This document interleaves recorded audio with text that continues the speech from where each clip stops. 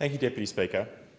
The two previous speakers, the member for Bennelong and the member for Wentworth, have both described the important role that small business plays in our economy, and I associate myself with those remarks. 98% of all businesses in Australia are small businesses, and those businesses employ more than 60% of working Australians and account for 50% of Australia's GDP. The key thing for me, though, is the difference between those two last numbers. They employ more than 60% of Australians but account for only 50% of GDP. And the reason there's a difference between those two numbers is because of the productivity gap between small businesses and large businesses. Small businesses are about 10 to 15% on average less productive than larger businesses. That means that the value added produced from our small business sector per employee is much lower than the value added produced from our large business sector. And that, to me, Deputy Speaker, speaks to an opportunity. If we can lift the productivity of those small businesses up to the national average, we would make a huge difference to our national productivity challenge. So what are the things that are holding back small business productivity? Well, everybody in this place that regularly meets with small businesses and goes down to visit them in their shops and offices and places of work knows how hard it is to be a small business in Australia.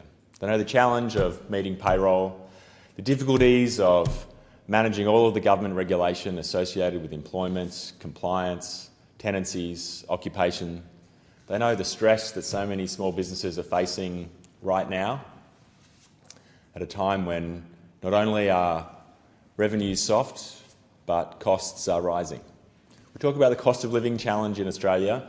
So many families are experiencing rising costs, but the small businesses of Australia are not just feeling those rising costs of inputs and labour and materials and rent. Unfortunately, they're also feeling the other side of that coin, which is falling sales as the economy softens. Small businesses are caught by both blades of the scissor. And that's why, Deputy Speaker, now is such a good time to think about what we can do to help small businesses in Australia. Not just to help them through a very difficult time in our economy, but also to realise that largest of economic opportunities that Australia has, to close the gap between large businesses and small businesses in terms of productivity. Now, for a long time, many of the drivers of productivity in our economy were the exclusive province of large businesses.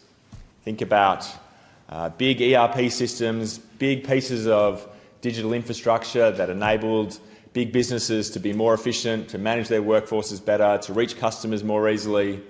But today, many of those digital tools, which were once the exclusive domain of large businesses, are now democratised, available to small businesses.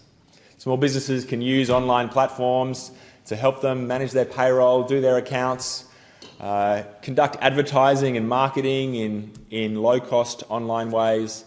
The fixed cost of becoming a small business has fallen dramatically. And if we think about one of the big opportunities to close that productivity gap and to boost our national productivity, it is surely to support small businesses to take advantage of these digital opportunities, to give them the same efficiency tools that big businesses have had for a long time.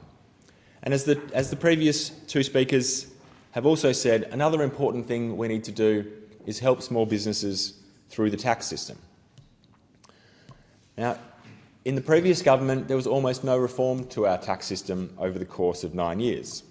No changes to superannuation, no changes to many other areas of economic policy, to microeconomics, to competition policy, to financial services, to climate change.